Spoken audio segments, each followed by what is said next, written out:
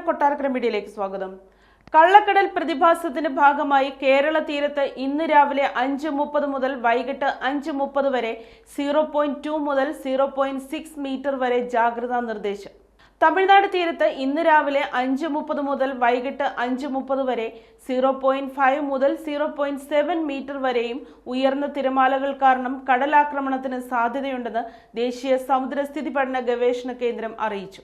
കടലാക്രമണത്തിന് സാധ്യതയുള്ളതിനാൽ മത്സ്യത്തൊഴിലാളികളും തീരദേശവാസികളും ജാഗ്രത പാലിക്കണം.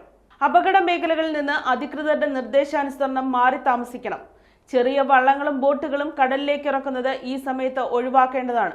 കള്ളക്കടൽ പ്രതിഭാസത്തിനും ഉയർന്ന തിരമാലയ്ക്കും സാധ്യതയുള്ള ഘട്ടത്തിൽ കടലിലേക്ക് മത്സ്യബന്ധന യാനങ്ങൾ ഇറക്കുന്നത് പോലെ തന്നെ അപകടകരമാണ് കരയ്ക്കടുപ്പിക്കുന്നതും.